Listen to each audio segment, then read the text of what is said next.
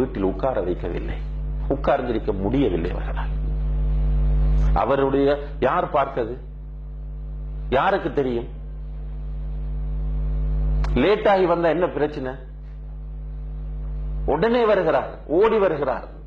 அந்த வந்த டென்ஷனில் உட்கார்ந்திருக்கிறவர்களையும் பார்க்காமல் ஹலத்து, நான் தப்பு பண்ணிட்டேன் கூட சொல்லல, நான் அழிந்து விட்டேன், நாசமாகி விட்டேன். சாரிஉ, போட்டியை பாருங்க. அதே போன்றுதான் உங்களுக்கு அடிக்கடி எல்லோரும் பயான்களில் சொல்லுகிற சம்பவம் மாஇஸ் இப்னு மாலிக் ரலியல்லாஹு அன்ஹு அவர்களுடைய சம்பவம். நபித்தோழர் ஜினா செய்து விடுகிறார். அக்ரமகுமுல்லாஹ், ஜினா செய்து விட்டு அல்லாஹ்வுடைய தூதரிடம் ஓடி வருகிறார். சஃபையில் சஹாபாக்கள் இருக்கிறார்கள், மனிதர்கள் நிறைந்து போயிருக்கிறார்கள்.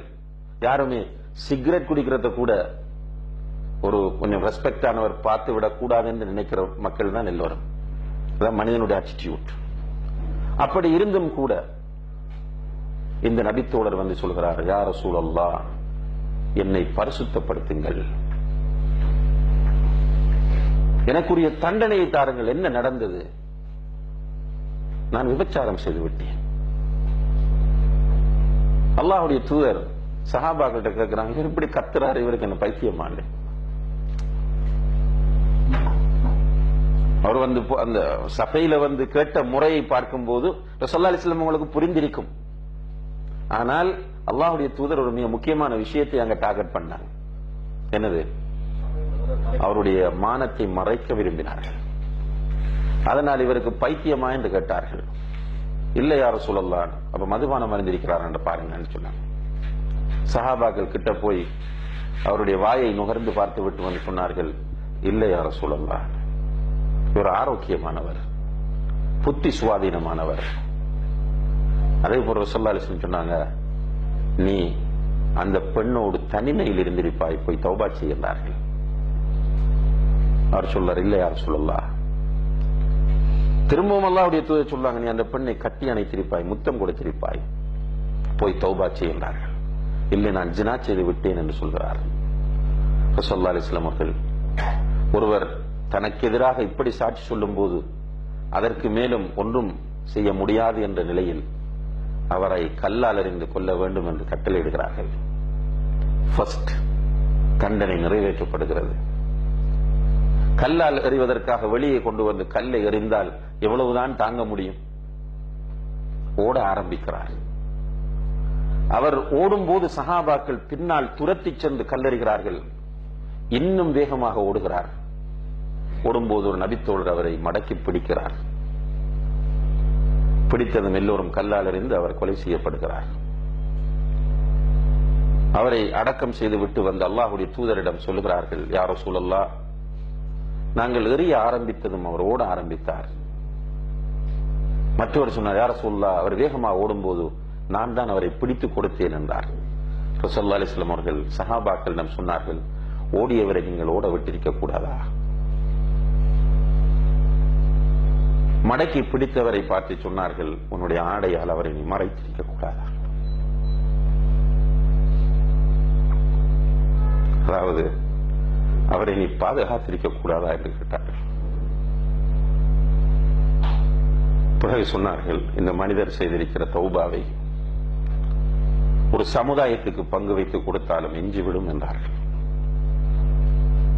இதுதான் வஸாரிஉ இலா மக்ஃபிரத்தின் மின் ரப்பிக்கும். வாழ்ந்து காட்டினார்கள், பயான் பண்ணி காட்டவில்லை. மாயிஸ் இப்னு மாலிக் ரலியல்லாஹு அன்ஹு அவர்கள் பயான் பண்ணவில்லை. வஸாரிஉ இலா மக்ஃபிரத்தின் மின் ரப்பிக்கும் என்ற அந்த வசனத்தை வாழ்க்கையிலே நடைமுறைப்படுத்தி காட்டினார்.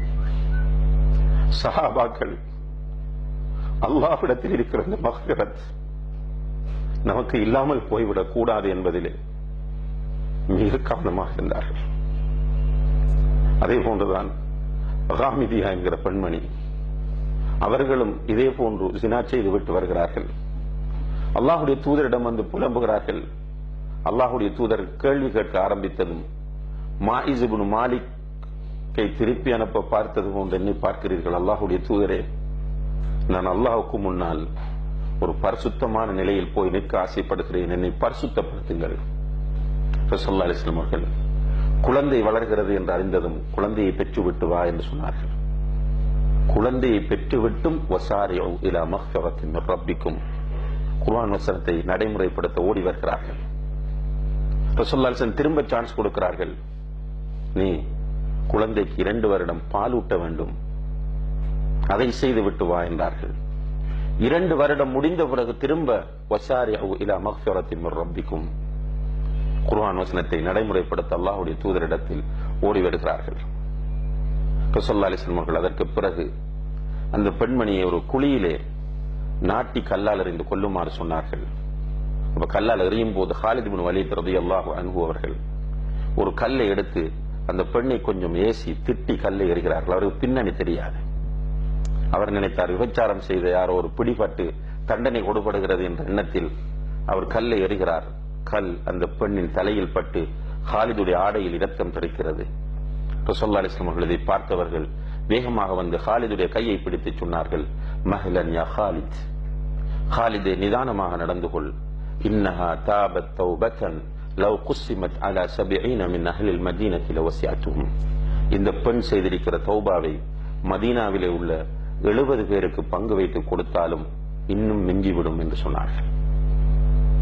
வஸாரிஉ இலா மக்ஃபிரத்தின் மின் ரப்பிக்கும், உங்களுடைய ரப்பிடம் இருக்கிற மன்னிப்பு.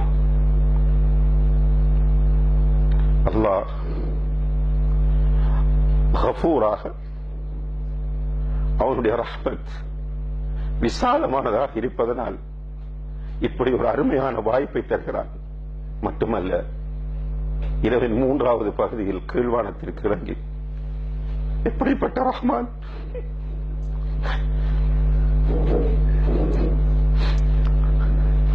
இரவின் 3வது பகுதியிலே கீழ்வானத்திற்கு இறங்கி ஹல் மின் முஸ்தக்ஃபிரின் ஃபஅக்ஃபிரு லஹ், என்னிடத்திலே பாவ மன்னிப்பு கேட்டு யாராவது வந்திருக்கிறீர்களா?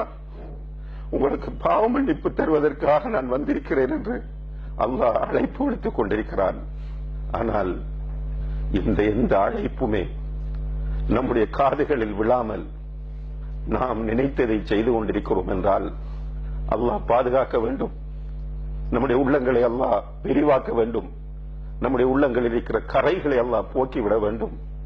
அவனிடத்திலே திரும்பக்கூடிய ஒரு நிலையை அல்லாஹு தஆலா நம்முடைய மரணத்திற்கு முதல் தந்துவிட வேண்டும். மௌத்தாகிற நேரத்தில் அவன் பொருந்திக் கொண்டவர்களாகவும் பாவங்கள் மன்னிக்கப்பட்டவர்களாகவும் அல்லாஹு தஆலா நம் அனைவரையும் மரணிக்க செய்ய வேண்டும். எனவே கண்ணியத்திற்குரிய சகோதர சகோதரிகளே, வஸாரிஉ இலா மக்ஃபிரத்தின் மின் ரப்பிக்கும் என்ற இந்த அழைப்பு அல்லாஹ்வின் மீது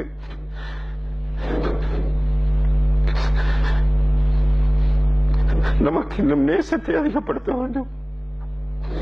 யாரும் இப்படி அழைக்க மாட்டார்கள். எல்லா நியமத்துகளையும் தந்து கண்ணியப்படுத்தி இந்த உலகத்திலே நமக்கு தேவையான எல்லா ஏற்பாடுகளையும் செய்து தந்து எனக்கு நீ கட்டுப்பட்டு வாழ வேண்டும் என்று வழியையும் காட்டிவிட்டு அதற்கு மாறு செய்யும் போது வஸாரிஉ இலா மக்ஃபிரத்தின் மின் ரப்பிக்கும், உங்களுடைய ரப்பிடம் இருக்கிற மன்னிப்பின் பால் விரைந்து வாருங்கள் என்று அழைப்பு விடுக்கிற நிலை எந்த ஒருவரிடமுமே நாம் எதிர்பார்க்க முடியாது, நம்முடைய ரப்பை தவிர. அந்த ரப்பை ரப்பாக ஏற்றுக்கொண்டதற்கு நாம் எவ்வளவுதான் நன்றி செலுத்தினாலும் அந்த நன்றி நிகராக மாட்டாது. அல்லாஹு தஆலா அவனை நேசிக்கக்கூடிய நல்லடியார்களாக நம் அனைவரையும் ஆக்கியருள்வானாக. அன்புள்ள சகோதர சகோதரிகளே, வஸாரிஉ இலா மக்ஃபிரத்தின் மின் ரப்பிக்கும் என்று சொன்ன அல்லாஹ் அடுத்ததாக வஜன்னத்தின், அல்லாஹ்வுடைய ஜன்னத்திற்கும் நீங்கள் விரைந்து வாருங்கள். அல்லாஹு அக்பர். அல்லாஹு தஆலா அந்த ஜன்னத்திலே எல்லா இன்பங்களையும் வைத்திருக்கிறார்.